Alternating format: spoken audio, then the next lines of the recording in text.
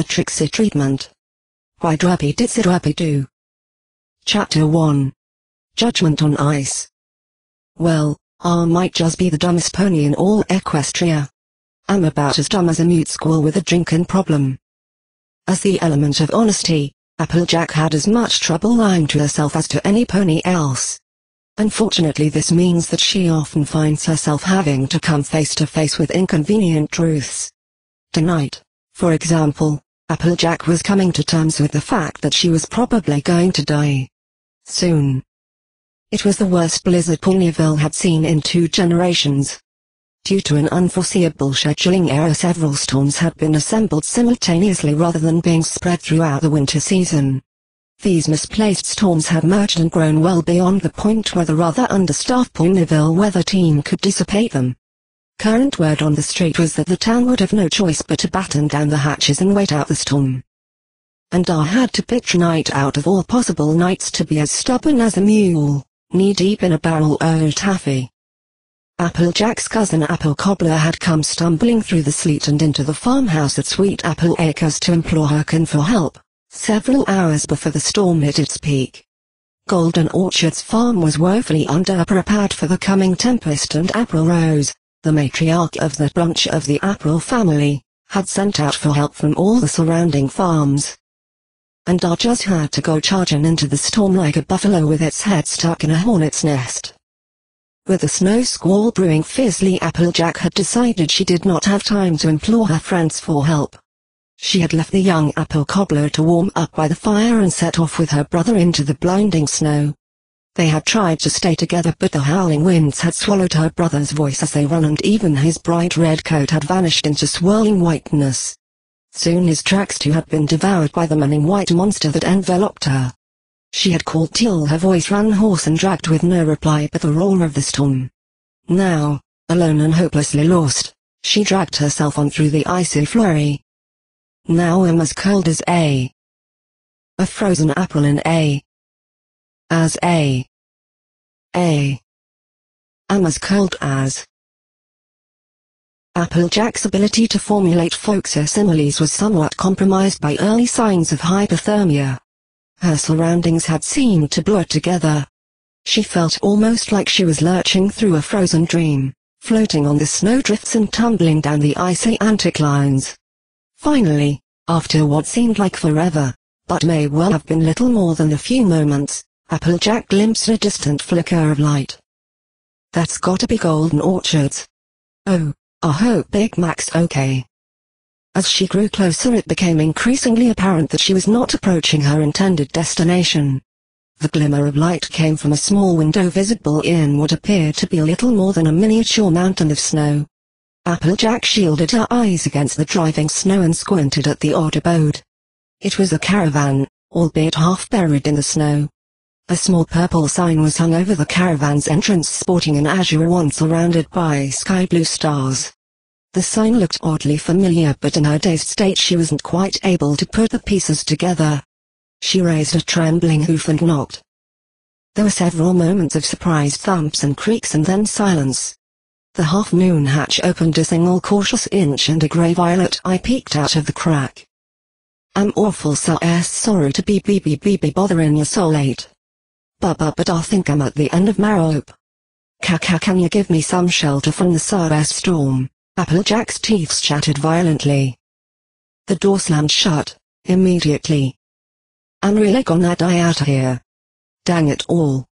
And I'm not even gonna be able to help out with winter wrap-up. The door burst wide open and a brilliant blue unicorn exploded out of the caravan, dressed in a sweeping star-covered purple cloak and matching wizard's hat. Rejoice, mere mortal. It is I, the great and powerful Trixie, your savior, your heroine, yeah. Trixie trailed off mid-sentence. Trixie has decided, in her supreme wisdom, that it is too cold to continue this conversation outside. With a flick of her tail and a swoop of her cloak, she rushed hurriedly back inside, leaving the door open for her trembling visitor.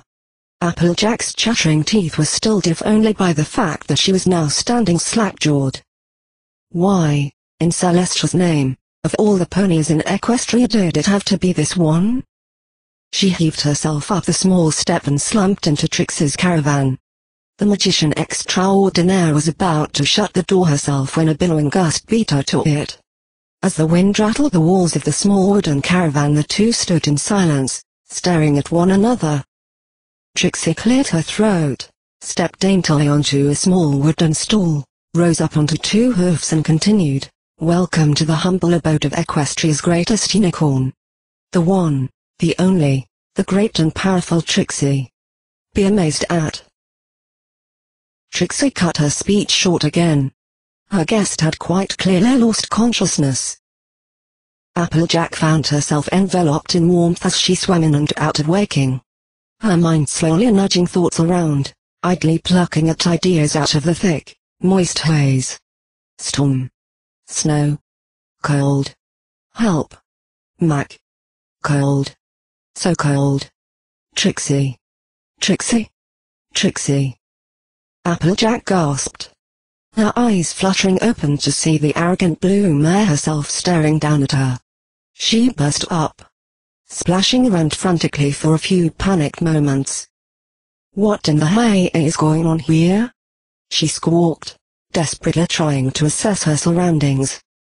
She was sitting in a small rusty metal bathtub, waist deep in steaming water. The bathtub sat in the center of the small wooden room. Trixie was seated at the other end of the steel tub, her forehoofs dipped in the water, staring at AJ with a perplexed look on her face. "Are you quite ready?" she asked, tilting her head inquisitively. "Am I what now?" "Are you ready? Listening carefully? Fully awake? In possession of all your senses? May Trixie begin?" She tapped her hoof, impatiently, on the rim of the bathtub. Applejack was more than a little disoriented, but she nodded, if only out of confusion. Trixie levitated the small wooden stool over to her and climbed onto it. She paused, appeared to remember something important, and then climbed off. After retrieving her hat and cloak from a peg in the corner and putting them on, she clambered back onto the stool and rose up on two hooves. "Aha! Thank your fates, Pian. The great and powerful Trixie, in her might and mercy, has decided that you shall be spared a miserable death in this terrible storm. You may stay the night in Trixie's Palace of Wonder." Trixie glanced at Applejack expectantly from under the brim of her hat. "You have permission to shower Trixie with gratitude and adoration now." Applejack took a moment to shake off the dizziness.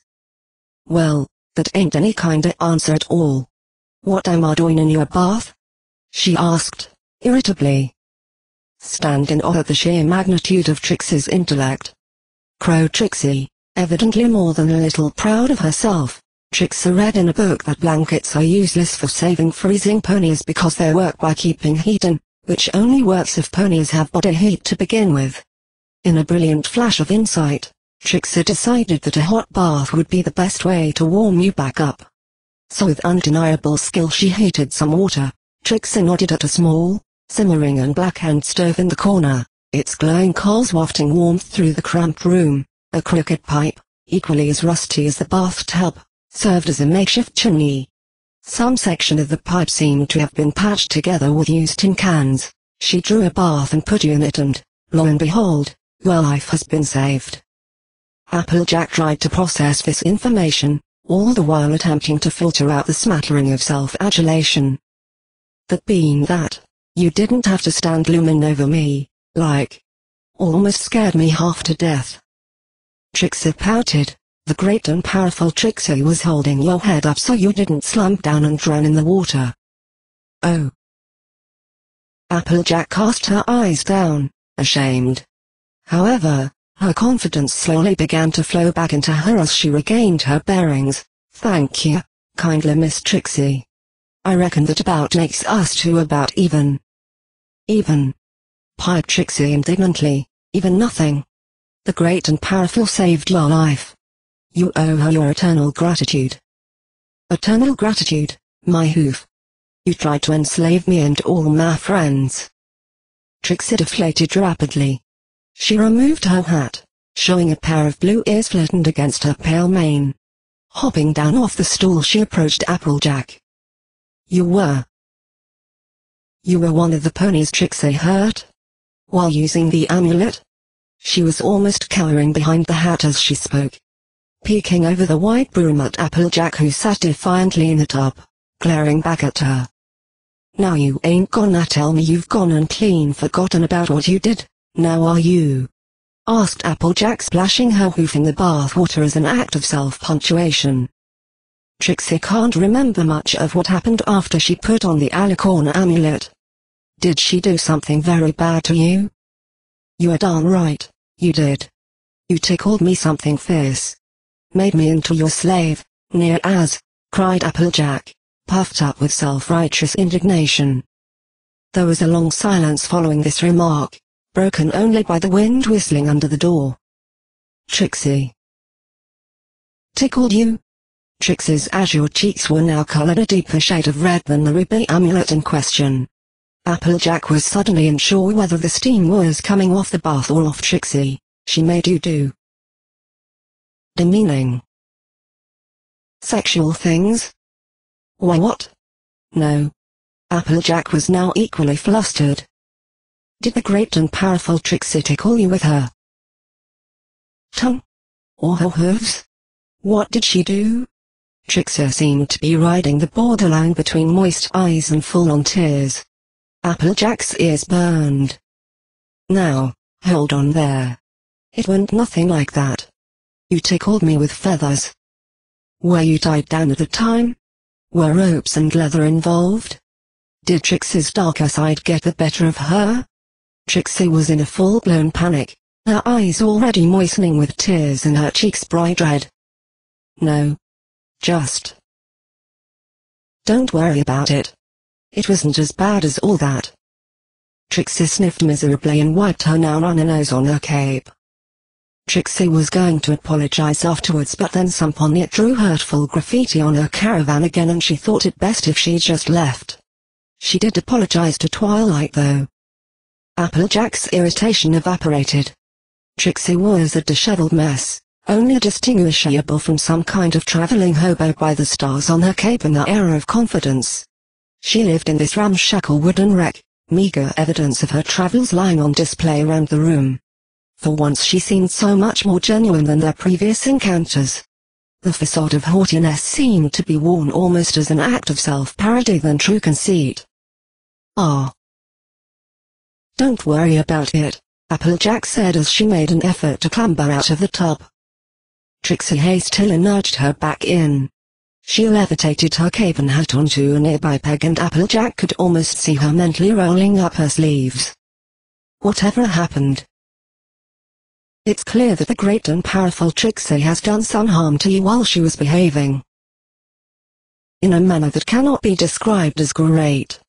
But put your fears and apprehensions aside.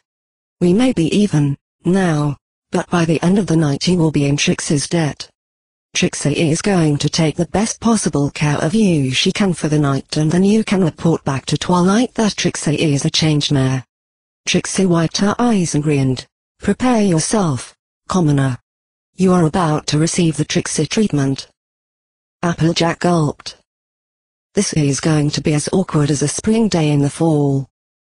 Chapter 2. Pride and Peaches. Get out of my way.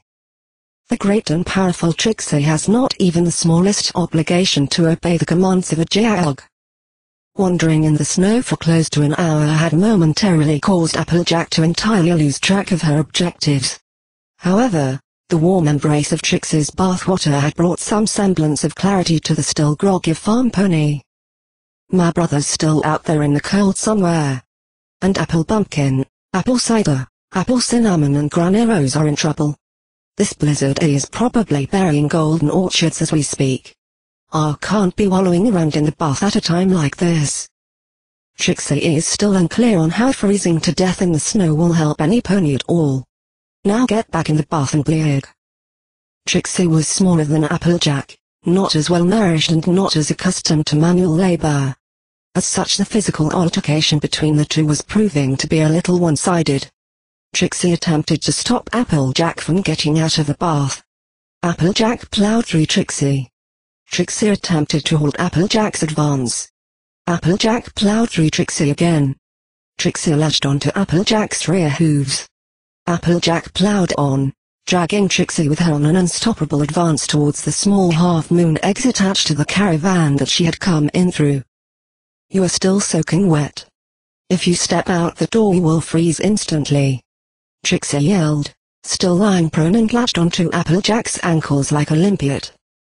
This statement, to Trixie's surprise, actually managed to halt the rambunctious orange mare. "Aha!" Trixie leapt to her hooves and puffed out her chest. "So you have decided to hear Trixie's words of wisdom. There may just be hope for you yet. Now get back in the bath before the great and powerful Trixie unleashes her fearsome magic." Trixie did her best to sound intimidating despite being desperately short of breath after the brief struggle. Applejack glanced around the inside of the small mobile hovel. She reached out for Trixie's cloak, hanging on a peg on the wall. "Oh, no. Don't you dare." Applejack began wiping herself dry with the dusty purple cape. "I'll have to go help the ponies I care about. Thank you kindly for your kindness, but I've got to be going now." "You will do no such thing. You brought this on yourself. Now steel your heart as Trixie unleashes the full force of her limitless magic potential." Trixie leapt forward with a cry. Snatching the cloak from Applejack telekinetically and holding it out of reach. "Despair or arrogance, Earth Pony." Applejack narrowed her eyes. "That's your idea of full force? Well, if you think that's gonna stop me from helping my brother, then you got another thing coming. Twilight says unicorns gotta concentrate to use magic, so if I give you a good shuckin' I reckon you'll drop that towel lickety split." "It's not a towel." "And Trixie thinks you will have difficulty shaking her after she hoof-cuffed you to her chest of props." Applejack glanced down. There was a large wooden box sitting next to her on the caravan floor and her rear hoof was shackled securely to one of its carry handles. She gave an experimental tug. She hadn't noticed the crate of props when looking for something to dry herself off with, but it seemed to be remarkably heavy and secured to the creaky wooden floorboard with bolts and nails. "Now where in the hay did you get a pair of hoof cuffs at a time like this?" Trixie humphed and sat back on her bed with folded hooves. What kind of self-respecting magician wouldn't have a pair lying around? "Now stop this nonsense and settle down, and then maybe Trixie might consider sharing her dinner with you."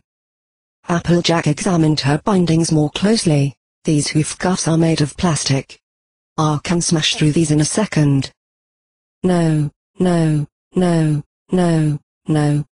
Trixie needs those for her stage show and can't afford another pair. Have mercy." The disheveled magician had gone from gloating victory to abject begging in 2 seconds flat. Applejack sighed. "Look." "Ah. Great and amazing, Trixie." "Powerful," interjected Trixie. "Don't push it. Look, I can't stand idly by while some pony need more help. I know a loner like you might not understand that, but I gotta get back out there, no matter how dangerous it is." Applejack had been trying to soften her voice and be reasonable, but she could see that the loner comment had stung Trixie. "I'm sorry, but I simply can't stay. I'll be sure to tell Twilight that you helped me proper next time I see her." "If there is a next time," said the voice of fear in the back of Applejack's mind. She gulped as another gust of wind rattled the old door and whistled through the cracks in the walls. "But Trixie does understand. There's a pony who needs her help standing right in front of her right now." The arrogant blue show pony was having a rare moment of uncharacteristic resolve on her part. She strode forward and looked the larger mare dead in the eye. "Trixie's father taught her that when you're lost the dumbest possible thing you can do is go running around in the wilderness. Especially at night. Well, if your brother were here would he ask you to go hurtling into certain death for his sake? No, but do you have any idea where you are now? What direction you should go?" "Not exactly, but So you might end up traveling further from your destination, for all you know." "That's as maybe, but..." Applejack shrank a little more with each biting question. Where would she even go? Behind the misted panes of glass of the small window in the caravan was nothing but a spinning white oblivion. She'd probably end up circling the caravan a few times and then pass out in the snow. She was already shivering just thinking about that biting wind once more. Trixie can see that you care about these others a whole lot, but sometimes you've got to take care of yourself first. If you would feel terrible if something bad happened to them, then imagine how awful they would feel if you ended up as an apple-flavored popsicle. Trixie paused for a moment and then blushed deeply at the idea of sampling Applejack's flavor. She was still not entirely convinced that she hadn't done something shameful during her brief stint as Ponyville's tyrannical magic-fueled overlord. Applejack failed to notice. She was already beating herself up mentally. Putting yourself first, once in a while. It had only been a week since Applejack had sent a letter to the princess detailing how she had learned that exact same lesson, and already she was back to her one pony with the world on her shoulder ways. Dear Princess Celestia. Although caring about your friends is great, sometimes we push ourselves too hard and it affects the ponies we care about the most. Applejack shook off the mocking voice in her head. Just. Oh, fine. I guess you're right. Trixie simply will not take no for an answer. The great and powerful Trixie insists that you... Wait, did you say that I'm right? Well, of course I am. Trixie is always right. Trixie grinned merrily and began wringing out her soggy cloak into a rusty bucket next to her bed. So are you gonna let me out of these cuffs or should I break 'em? Asked Applejack. Just nudge the catch on the side and they come right off, said Trixie, hanging her cloak on its peg to dry and then diving down and rummaging around under her bed. Limitless magic potential, Marite Hoof. Applejack had never been a fan of magicians. Magic tricks seemed too close to dishonesty by virtue of its very nature. It just didn't seem right to deceive other ponies and take money for it, even for their own entertainment. If pressed, Applejack might admit to having held a rather stereotypical Earth pony prejudice against unicorns in general. That was before she met Twilight and patched up her rather rocky relationship with Rarity, of course. Farmer ponies tended to look at magic as an easy way out, as lazy, dangerous, or as a Trojan horse of sorts. Help offered by wealthy unicorns in hopes of ensnaring innocent peasants in their debt. It was clear, looking around the inside of Trixie's caravan, that this particular unicorn had not bilked altogether too many bits from her fellow ponies through peddling illusions. However, the wooden shack on wheels that Trixie called home, albeit a welcome respite from the storm outside, was a patchwork of different kinds of salvaged wood and scrap metal. The lamp in the corner seemed to have been improvised out of a used can of tomato soup with holes cut in it. The pipe that was serving as a chimney for the ancient stove warming the room was primarily a mishmash of used cans welded together. Even Trixie's bed sported a patchwork quilt that had the feel of something stitched together out of cloth salvaged from other people's refuse. Puddles of water surrounded the corroded old bathtub, the aftermath of their brief tussle. The aesthetic of the room seemed to massively undermine Trixie's grandiose demeanor. The far wall featured what appeared to be shrine to Trixie herself, a smorgasbord of newspaper clippings mentioning her, faded posters of her shows, an empty vase that may have been intended to hold roses thrown by admirers, and a filthy and cracked mirror. Although the presence of such an egotistical display did not surprise Applejack in the least, she was surprised by its frugal nature. Trixie was not poor because she wasted all her money on arrogant self-indulgence. She was simply poor. Now you may want to take several deep breaths and make sure you're sitting comfortably. Trixie emerged from under her bed apparently empty-hooved, because this may just give you a heart attack if you're not properly prepared for it. Trixie has been saving the best for last. She's kept something stowed away for just such a special occasion. Behold in amazement. Trixie held out her empty hoof. There is nothing there, replied Applejack, flatly. Or is there? Exclaimed Trixie, waggling her eyebrows like a mudmare. She twirled elegantly and waved her hooves in a flurry. Finally, after a sudden flick of the wrist, she produced her prize. A single, slightly dented, can of tinned peaches. Ta-da! The Pie family gave them to Trixie as a reward for her magnificent performance as a geological agriculture consultant and rock breaker. A can of peaches? In syrup? nodded Trixie, leaning close to Applejack, clearly expecting her guest to be as excited as she was. Now Applejack, be polite. Not every pony's as well off as you and gets to eat fresh baked fancies every night. You take the poor girl's hospitality and you take it with a smile on her face. Applejack caught herself before she let her inner voice start sounding too much like Granny Smith. Gee, that's just swell. I can't thank you enough, Miss Trixie. Please, call me the great and powerful Trixie. All my friends do. Applejack didn't know Trixie well enough to tell if she was joking or not. She suspected that Trixie wasn't. She suspected correctly. Now Trixie would be pleased. Ahem. Trixie would not be entirely displeased if you would consider sharing in her delightful dinner and sleeping the night away in her majestic domicile. That'd be just great. The great and powerful Trixie. Only one teensy problem though. And what would that be? You've only got one bed in here. Trixie might be willing to admit that she had not thought of that yet. Trixie had not considered altogether too many possible problems surrounding the act of inviting the friend of her biggest rival to stay the night. But the worst, and best, had only just begun. Chapter 3. Tales by the Fire. Hunger and cold had a tendency to vastly improve even the most meager meals. Despite her reservations about eating half the poverty-stricken magician's dinner, Applejack found herself almost reluctant to relinquish the remaining half. Trixie had watched Applejack eat half the can of peaches in silence, trying not to drool as the earth pony munched her way through what was supposed to have been Trixie's private treat. She was almost salivating when it was finally her turn to eat. You seem almost as hungry as I am. And I missed my dinner and just got in out of a snowstorm. You sure you've been eating properly? Applejack asked with genuine concern. Trixie did seem a little worse for wear. The cloak and hat somewhat covered it up, but her ribs were showing at certain angles and her mane had not seen much in the way of care.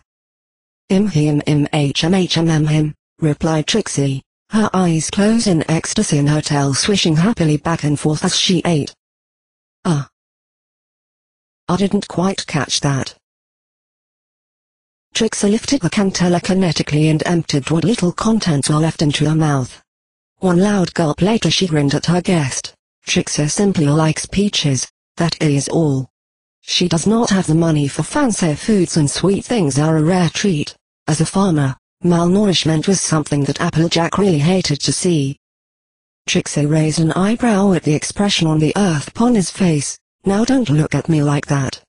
The great and powerful Trixie has no need of your pity. She's going to be the greatest magician in all Equestria. Once Trixie makes it, then the bits will flow in like a river. Whether it was ambition or simply a delusion, something about Trixie's confidence seemed a little different from the arrogant facade she had worn on her first two outings in Ponyville. Applejack stumbled over her words for a moment and found herself unable to meet the blue unicorn's fiery gaze. An awkward silence descended on the two, broken only by the crackling and spitting of the embers in the small rusted stove that the two were sitting before for warmth. Well, Trixie won't deny that she's often gone to bed with an empty stomach. She supposes that she might have sold some of her props or even her caravan for a few more warm beds and meals, but Trixie knows that the line between traveling magician and wandering crazy homeless mare is blurred even at the best of times. Applejack started to chuckle and then struggled to suppress it. Trixie snorted and then giggled. And then the two of them laughed together long and hard. And with that, the ice was broken. I hope you don't take this the wrong way, but you seem like a totally different pony from when we first met, said Applejack, patting a hoof on one of Trixie's slender shoulders. Of course. Trixie has turned over a new leaf. This is Trixie 2.0. New and improved, now with added humility, said Trixie, puffing out her chest with pride. Humility. Applejack laughed even harder at this. Trixie is the most humble pony in all Equestria. Applejack took a moment to contemplate the act of asserting superiority over all other ponies in the category of humility. A sudden squall made the caravan walls shudder and creak suddenly, interrupting the jovial mood. The gust brought all of Applejack's worries rushing back in. Try not to worry. Trixie is sure everything will be okay. Even the most dense of ponies could read Applejack like an open book. Her emotions were as plain as day, and at the moment she was a mess of anxiety. Her likably obnoxious azure companion had managed to temporarily distract her from fretting about Big Mac and the others, but fear had a way of creeping back in. Perhaps the snow mare saved your brother already. Applejack glanced at Trixie, confused. What snow mare? A sly smile crept across Trixie's face. She rose and trotted across the room. Shifting the bathtub out of the way with magic, she turned dramatically to face a rather bemused Applejack. Trixie's horn sparked and the air lit up with light and color. The flickering illusion walked into a swirling image. It showed a blurred figure moving in the snow, too far away to be seen. Once upon a time, a long time ago. Trixie was in performer mode, her stage presence dominating the small wooden room and captivating her one-pony audience. The world was covered in darkness. Ponies feared and hated one another, and their hatred poisoned the sky. A deathless, endless blizzard raged over the land. Many starved, others fled their homes and wandered the frozen wastelands in search of hope. The powerful unicorn wizard, Red Frost, was shocked at the plight of his people. Trixie's small, magical puppet show morphed once more. A huge red-maned figure in a cloak and hat, not unlike Trixie's own, stared out across a barren ice wasteland dotted by abandoned homes and a crumbling windmill. Although Red Frost was powerful enough to keep himself alive indefinitely, even under the storm's brutal assault, he now had to endure a bitter loneliness. All others had embarked on an exodus for greener pastures, and Red Frost had been left forlorn, a solitary guardian to watch over the kingdom in case the curse of the blizzard were ever lifted. One day the isolation grew too much to bear. With a flick of her horn, Trixie caused the small magical picture to change. Now the red figure knelt in the snow. His own horn was charged with energy, the snow around him coursing and shifting. He made a daughter for himself out of the snow. A feat of magic unlike any the world had ever seen. The snow mare. A nameless but beautiful being. With wings made of snowflake lattice, body of deep blue ice, mane of pure white snow, fur of frost, and a tail crafted from the glacial wind itself. An image of the snow mare was momentarily brought to life by Trixie's magic. An elegant figure of the purest blue and white, almost invisible against the snowstorm backdrop. Applejack huddled up by the stove's mouth. The very real blizzard outside, the dancing lights and Trixie's melodic voice were making her feel dreamy and sleepy again. She remembered the many tales Granny Smith had woven for her as a child. She was captivated by Trixie. But one day, everything changed. Princess Celestia took charge of the world, inspired her subjects to love and respect one another, and brought forth a long-awaited dawn. Warmth returned to the land, plants sprung forth once more, life reawakened, and all rejoiced. All but one. As the lands thawed, Red Frost knew that his dearest daughter's life hung in the balance. When the sun's rays touched the north, then the snow mare would melt into the nothingness from whence she came. Red Frost expended all of his magical power to save her. He used a teleportation spell to travel many hundreds of miles to reach Celestia before the daybreak in the north stole his beloved child. But Red Frost had grown old over the years. Using that much magic at once taxed him enormously. He had barely enough energy left to drag himself before the princess and beg her mercy. He expired right there and then. A look of sadness passed over the Sun Princess's motherly face, or at least Trixie's rendition of the Sun Princess in the glimmering phantasm that her magic had produced. The princess saw Red Frost's sacrifice and decided that, in honor of his accomplishments and his service, the northern reaches on the border of the Crystal Empire should remain frozen forever. Some say the snow mare still dwells there. And at times she grows lonely, herself, so she travels out in the winter all across Equestria, riding ice-storm clouds and saving ponies lost in the snow. Trixie laughed haughtily. Now Trixie usually doesn't buy into this childish nonsense. But A few months ago the great and powerful Trixie made the long and arduous journey to the north in hopes of amazing some of the ponies of the newly reappeared Crystal Empire. Trixie ended up getting lost along the way, no fault of her own I assure you. Some pony must have sold her a dysfunctional map because Trixie's navigational skills are unquestionably just as fantastic as Trixie herself. Applejack rolled her eyes at this but continued listening intently. Trixie's caravan fell into an icy crevasse and she thought all was hopeless and that she was going to freeze to death. But she saw a strange figure coming towards her in the snow just before she passed out. When Trixie woke up she was in an inn in the Crystal Empire. The innkeeper said she had been found lying outside their door. And her caravan with all her belongings was there too. But Trixie was sure all had been lost. The magic swirling around Trixie's horn had died down, now, and the magician settled down by the stove once more.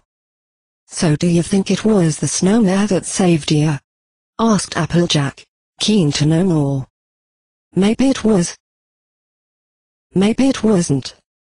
Applejack paused and then frowned. "Wait a darn tootin' minute. Was any of that true?" "Nope, not a word of it," said Trixie, meekly. Trixie made the whole thing up on the spot. Applejack had been jolted rather suddenly out of her dreamlike trance. First that nonsense with the Ursa Major, always telling every pony that she's the greatest at this or the best at that, tricking me with fake hoof cuffs. Does this pony just like telling lies all the time? "Well, if it ain't true then why do you waste my darn time with all that you have then?" she asked, bristling at the perceived attempt at deception. Trixie sniffed and then pouted. The great and powerful Trixie decided, in her wisdom, that maybe you could use a distraction or some comfort. Or something. Oh. Again Applejack scolded herself for being too judgmental. It had cheered her up, it had made her feel better, it had had the best of intentions behind it. Could she even think of something like that as a lie? Applejack bit her lip. Trixie sat in silence staring into the glowing coals in front of them. "Well. For something you made up on the spot that was really good. I really enjoyed it." "Thank you, Trixie," Applejack offered as a kind of clumsy apology. Trixie perked up immediately. Her weakness to flattery, even the most modest of flattery, was legendary. "Do you really think so?" Trixie's grin stretched from ear to ear. She continued with palpable excitement. Trixie stole some ideas from old storybooks she read when she was younger and patched them together. Red Frost was a real wizard and he really did try and make a child for himself, but Trixie recalls that he did it with random body parts and necromancy. Applejack laughed nervously. But that didn't seem like a story that would cheer you up, so Trixie displayed her undeniable intellect and modified the story accordingly. "Yeah, I don't think a story about some creep who goes round stealing body parts to make a zombie daughter wow that cheered me up any ag." A terrifying red visage peered into the two of them through the misted window pane. Trixie had all but leapt into Applejack's arms when she saw it. "What is that thing?" "There is some pony out there in the snow, staring at us through the window," squealed Trixie in pure terror. "Ba-ba-ba-ba," blubbered Applejack. "Save Trixie. She can't die until she's made it as a magician. She's never even performed before a crowd of 100 ponies before. She's too young to have her limbs stolen." Ba-ba-ba. Big Mac. Chapter 4. Partying. AJ flung her forelegs around her brother's broad shoulders, nuzzling his straw-colored mane and squeezing as tightly as she could. "Big Mac. Are you okay?" "Yep," came the familiar reply. Mac's fur felt hot to the touch and his breath was a series of puffing clouds in the cold of this snow night. He had clearly been cantering hard moments earlier. The two were embracing outside of Trixie's caravan as the Azure magician peeked at them nervously through her window. "What happened? Where'd you go? Did you make it to Golden Orchards? Are they all right?" Applejack commenced a barrage of questions. The stoic red stallion stood in silence. He had an unspoken one question at a time rule with mostly every pony who knew him well. Finally, when Applejack had calmed down, took a deep breath and let go of him, he cleared his throat. Mac glanced at the blue unicorn peeking at him from inside the caravan. Trixie squeaked and ducked out of sight. Got to Golden Orchards in time and helped out. Graniro's sends her regards. Every pony's just fine. Storm's all but blown over. Came back to fetch you and take you home, he said calmly, glancing up at the sky. He was right.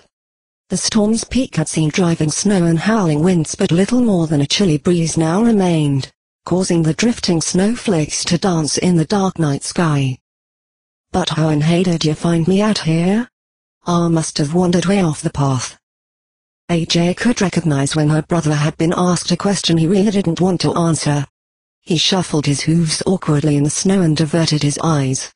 She frowned. Now you ain't gonna tell me you were just wandering around looking through random windows.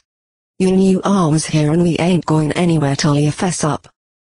Big Mac strongly disliked explaining himself for long periods of time, particularly within earshot of ponies he didn't know very well, and even more so when the topic alluded to internal family matters. After we got separated, I went back to find you.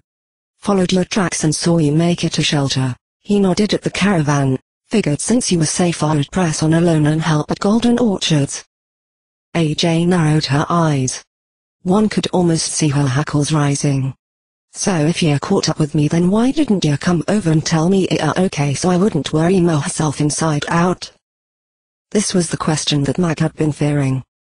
Well, he began slowly, you looked like you were freezing and well, I knew if I went over and talked to you you'd insist on coming with me the rest of the way to Golden Orchards. And I'd have to try and talk you out of it, and I just ain't much good at talking. He left the rest unsaid, as he so often did. Macintosh had wanted his sister to stay safe. He never even wanted her to follow him into the blizzard to begin with, but hadn't had the words to convince her not to. Usually AJ would have used this as a chance to give her big brother an earful. He was often overprotective of her despite her own convictions that she could handle anything. It was the one thing they argued about most, if one mere berating a silent stallion can be called an argument. Applejack would shoulder too much, her brother would dare to say so much as a single word about it, and Applejack would empty her frustrations on him.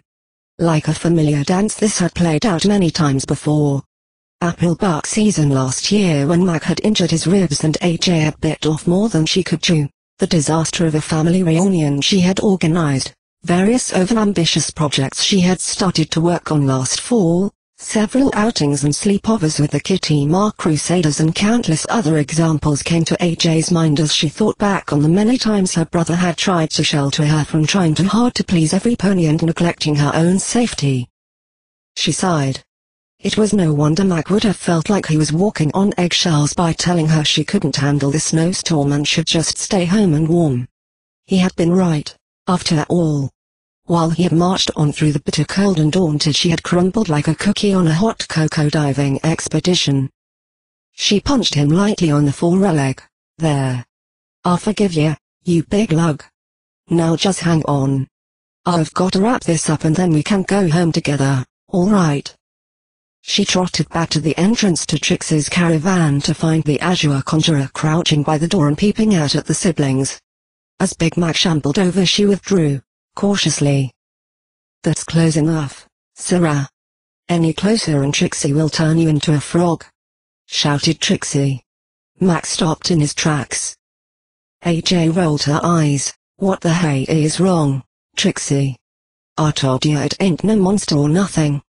This is my big brother. Trixie glared at Mac suspiciously. Big is right, she hissed to Applejack. He's enormous. Are you sure he doesn't mean Trixie any harm? Did she do anything bad to him last time she was in Ponyville? Applejack had to pause and think back on the alicorn amulet incident. Big Mac wasn't a violent or vengeful sort anyway, but AJ honestly wasn't sure whether he had any kind of grudge against Trixie. She tossed Mac a fleeting look and concluded, based on his blank expression, that he had clean forgotten who Trixie was. The big red cart horse wasn't good at faces and Trixie wasn't wearing her trademark hat and cloak at the moment. Well, you didn't do anything bad to him directly. Although you were kinda responsible for making him dress up like his sister and act like a mare. Trixie blushed deeply, again. Now she was completely certain that she had done something perverted while under the amulet's corrupting influence. But don't worry about a thing. Mac here ain't gonna hurt ya. Trixie frowned. Did Trixie overhear you saying that you were going to go home? Not that she was eavesdropping or anything. Yup, looks like the worst of the storm is over and the Golden Orchard farm is safe, so I reckon I'd best get home and tell my sister and Apple Cobbler that everything's okay. My brother'll make sure I'll get back safe and sound, so. That's a relief, blurted Trixie, because the great and powerful Trixie was already growing tired of your company and certainly wasn't having any kind of fun spending time with you. And she wasn't looking forward to sharing her bed either. Now that she knows that you are safe, she can go back to a majestic, exciting and certainly not lonely life. So go on back to Ponyville then and be sure to tell Twilight that Trixie is doing just fine and is a fully reformed and functional member of Pony Society who helps ponies that come to her in need of aid. Because that's why Trixie helped you and for no other reasons whatsoever. Himph. And with that Trixie slammed the door in Applejack's face. Applejack stood in stunned silence for a moment. Then she smiled. Trixie? She called. She hadn't heard any hoofsteps on the creaky wooden floor of the caravan, so presumably Trixie was still standing right on the other side of the door. AJ leaned close to the door and said, "Thank you," softly. There were a few embarrassed thumps from within and then stillness. "Come on, Big Mac. We'd best be heading home then. Apple Bloom and Granny Smith are probably worried sick." Macintosh followed her, silently expressing his curiosity through sideways glances at his suddenly cheerful younger sister as they trotted together through the snow night. Applejack couldn't wipe the grin off her face. Trixie was adorable. It's the funniest thing, she thought. Just 'cause some pony lies an awful lot don't mean that they're any good at it. I think I'll go tell Twilight all about tonight first thing tomorrow. Chapter 5. Reuniting. A day and a half later, the laborious task of inspecting the damage the storm had wreaked on their own farm fell to the two Apple siblings. Big Mac had set off to the northern edge of Sweet Apple Acres with several lengths of thick rope and, judging by the loud crashes that echoed across the farm, Applejack guessed he had already begun clearing fell trees and larger debris. For her part, AJ was walking the farm's perimeter. The apple trees were still drooping low under the weight of the clean white snow that smothered the farm, but the orange earth pony needed to identify areas of more disastrous damage to their crop. The Zap apple trees were particularly vulnerable to wind damaging because they needed to be arranged in a specific formation in order to bloom properly come spring. But as she marched along the frozen ground, AJ noticed something odd. The tip of a purple wizard's hat was poking out of one of the dry irrigation ditches that divided the southern orchard. Trixie.